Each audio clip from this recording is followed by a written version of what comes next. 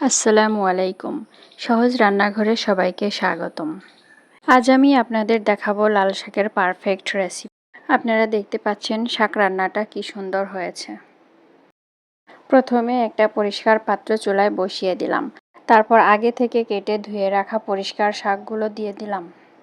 এখন আমি দিয়ে দেব সামান্য পরিমাণে পানি, কারণ এর মধ্যে মোটা সাইজের ডাঁটা ছিল। এখন আমি দিয়ে দেব পরিমাণ মতো লবণ।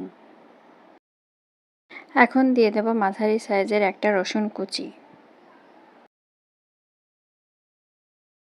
এবার আমি দেব একটা মাঝারি সাইজের পেঁয়াজ কুচি এবং চিড়ে রাখা মরিচগুলো।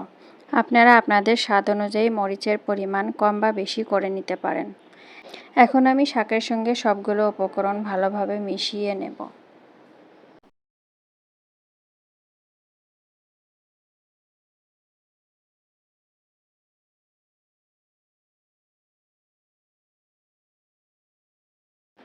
এরপর একটা ঢাকনা দিয়ে ভালোভাবে সিদ্ধ করে নিব।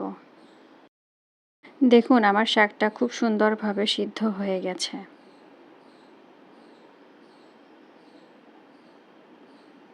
এখন আমি চুলায় বসিয়ে দিলাম অন্য একটি পাত্র এবং তাতে 2.5 টেবিল চামচ পরিমাণ তেল ঢেলে দিলাম। এবার আমি দিয়ে দেব কুচি করে রাখা রসুন এবং পেঁয়াজ কুচি।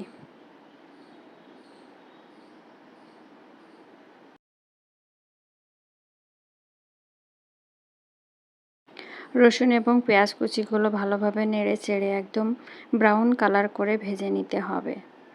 যখনই কালারটা ব্রাউন কালার হয়ে আসবে তখন সামান্য পরিমাণ একটু জিরা দিয়ে দিলাম।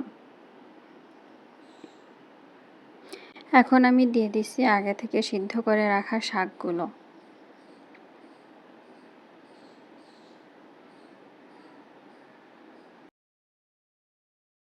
এখন আমি শাকগুলো তেলের সঙ্গে খুব ভালোভাবে মিশিয়ে নেব এবং ততক্ষণ পর্যন্ত নাড়তে থাকবো যতক্ষণ পর্যন্ত এর মধ্যে থাকা পানিগুলো শুকিয়ে না আসে। আপনারা মনে রাখবেন, শাক ভাজিতে যদি পানি পানি থাকে তাহলে শাকের টেস্ট ভালো হয় না। খুব ভালোভাবে নেড়েচেড়ে শাকটার মধ্যে থাকা পানিগুলো শুকিয়ে নিতে হবে। দেখুন শাকটা দেখতেও যতটা সুন্দর হয়েছে, খেতেও ততটা মজাদার হয়েছে। আপনাদের কাছে আমার বিশেষ অনুরোধ, আমার চ্যানেলটি সাবস্ক্রাইব করে বেল আইকনটি বাজিয়ে দিবেন।